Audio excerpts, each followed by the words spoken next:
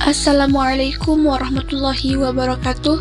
Halo semuanya, perkenalkan nama saya Amalia Irmayani dengan NIM 24010210053 dari program Studi Teknologi Informasi Universitas Bumi Gora. Pada kesempatan kali ini, saya akan mempresentasikan materi tentang sumber hukum-hukum Islam dalam rangka memenuhi tugas ujian tengah semester mata pelajaran pendidikan agama Islam. Semoga video ini bermanfaat dan dapat memberikan pemahaman yang baik untuk kita semua. Selamat menyaksikan!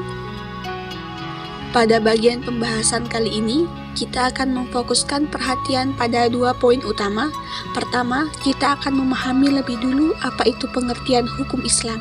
Kemudian, kita akan melanjutkan dengan membahas secara rinci mengenai sumber hukum-hukum Islam yang meliputi Al-Quran, hadis, ijma, dan qiyas. Kemudian, sumber hukum-hukum Islam. Sumber-sumber hukum Islam adalah dasar dalam menetapkan hukum yang mengatur kehidupan umat. Al-Quran menjadi sumber utama yang memuat norma dan konsep dasar. Kemudian diperjelas oleh hadis Nabi. Hukum Islam juga mampu menyesuaikan tradisi selama tidak bertentangan dengan wahyu. Adapun sumber utamanya meliputi Al-Quran, hadis, ijma, dan qiyas. Setelah kita memahami betapa pentingnya sumber-sumber hukum Islam sebagai landasan dalam mengatur kehidupan umat, mari kita telah lebih lanjut mengenai sumber yang paling utama dan fundamental, yaitu Al-Quran. Secara bahasa, Al-Quran berarti bacaan dan berasal dari kata kerja qara'a yang artinya membaca. Secara istilah, Al-Quran adalah kalam Allah Subhanahu wa Ta'ala yang diturunkan kepada Nabi Muhammad SAW dimulai dari surah Al-Fatihah hingga An-Nas. Ditulis dalam mushaf, diriwayatkan secara mutawatir, dan membacanya bernilai ibadah. Wahyu kepada Nabi selain Muhammad seperti Taurat dan Injil bukan termasuk Al-Quran. Nah, setelah kita melihat definisi Al-Quran di slide ini, penting untuk kita pahami bahwa Al-Quran ini bukan hanya sekedar kitab suci, tetapi juga merupakan sebuah mukjizat yang diturunkan secara bertahap kepada Nabi Muhammad selama kurang lebih 23 tahun. Proses penurunan yang berangsur-angsur ini sangat menarik karena seringkali ayat-ayat Al-Quran menjadi jawaban atas pertanyaan atau solusi bagi permasalahan yang dihadapi umat pada masa itu. Dan yang luar biasa, meskipun diturunkan berabad-abad yang lalu, ajaran-ajaran di dalamnya tetap relevan dan mampu menjawab tantangan zaman modern ini. Pertanyaan selanjutnya adalah, bagaimana sih sebenarnya Al-Quran ini menjelaskan hukum-hukum dalam Islam? Ternyata, Al-Quran memiliki beberapa cara yang berbeda dalam menyampaikan ketentuan hukumnya. Dan inilah yang akan kita bahas pada slide berikutnya.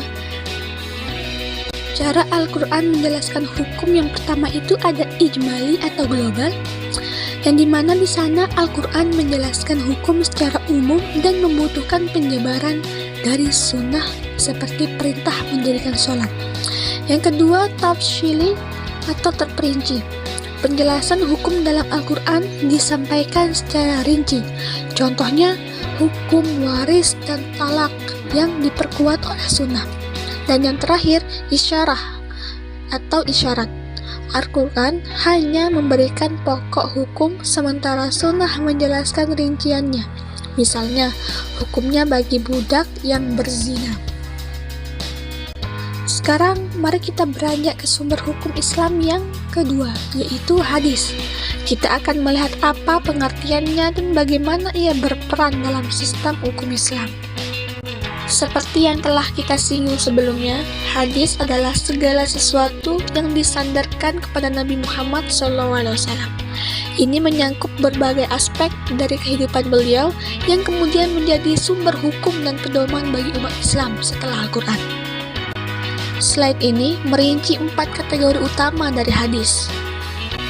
Yang pertama, perkataan atau qaul, ucapan Nabi. Contohnya, sabda beliau tentang niat. Sesungguhnya segala amal tergantung pada niatnya. Yang kedua, perbuatan atau fi'il, tindakan Nabi, seperti taat, cara sholat. Yang ketiga, ketetapan atau takrir, persetujuan Nabi atas tindakan para sahabat yang tidak beliau bantah. Yang terakhir, sifat, khuluqiyah dan khalaqiyah, gambaran fisik dan akhlak Nabi.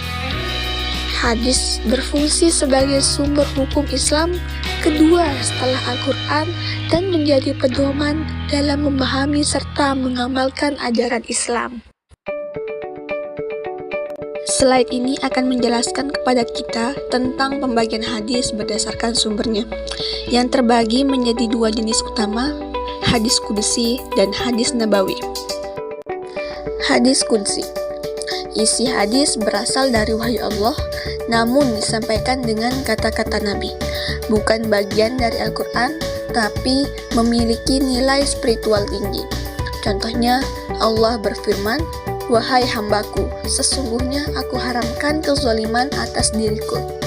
Selanjutnya, hadis nabawi, segala hal yang berasal dari Nabi, baik berupa perkataan, perbuatan, maupun persetujuan beliau yang bukan wahyu langsung, menjadi rujukan utama dalam hukum Islam selain Al-Quran. Setelah kita membahas Al-Quran dan hadis, kini kita akan mengupas sumber hukum Islam yang ketiga, yaitu ijma'. Slide ini akan menjelaskan pengertian ijma' dan dasar-dasar pengakuannya dalam hukum Islam. Ijma'. Ijma' secara bahasa berarti sepakat atau setuju. Secara istilah, ijma' adalah kesepakatan seluruh ulama mujtahid umat Islam pada suatu masa tertentu atas suatu hukum syariat setelah wafatnya Nabi Muhammad SAW. Ijma' merupakan sumber hukum ketiga dalam Islam setelah Al-Quran dan hadis. Ijma' diakui keabsahannya berdasarkan dalil dari Al-Quran dan hadis. Di antaranya Al-Quran, Quran Surah An-Nisa ayat 115, yang artinya barang siapa menentang Rasul setelah jelas kebenaran baginya dan mengikuti selain jalan orang-orang mukmin. Hadis, umatku tidak akan bersepakat dalam kesesatan. Hadis riwayat Tirmidzi. Selanjutnya kita membahas syarat-syarat ijma' dan jenis-jenis ijma', yang dimana syarat-syaratnya yang pertama, kesepakatan seluruh ulama mujtahid, bukan orang awam. Terjadi setelah wafatnya Nabi SAW, karena selama Nabi masih hidup sumber hukum langsung dari beliau.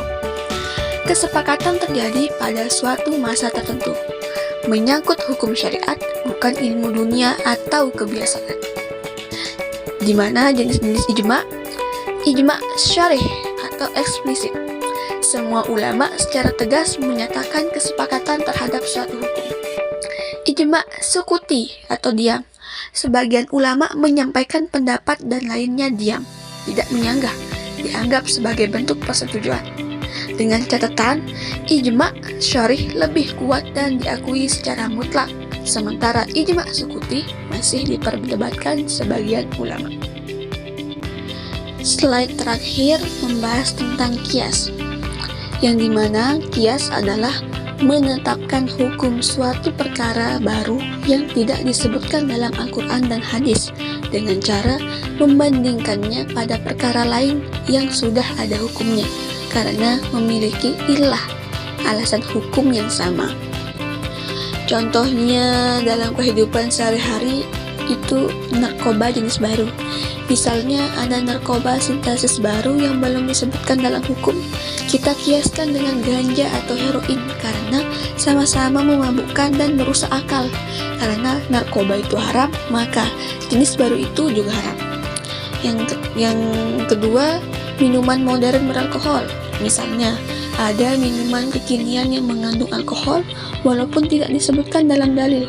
Kita kiaskan dengan khamar karena sama-sama memabukkan. Jadi, minuman itu juga haram. Intinya, kias digunakan agar hukum Islam tetap bisa diterapkan untuk masalah-masalah baru dengan melihat kesamaan sebab atau dampaknya.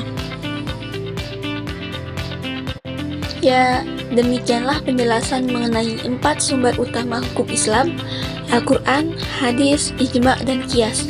Semoga pemaparan ini dapat memberikan pemahaman yang lebih baik mengenai bagian hukum-hukum dalam Islam, ditetapkan dan menjadi pedoman bagi kehidupan umat muslim.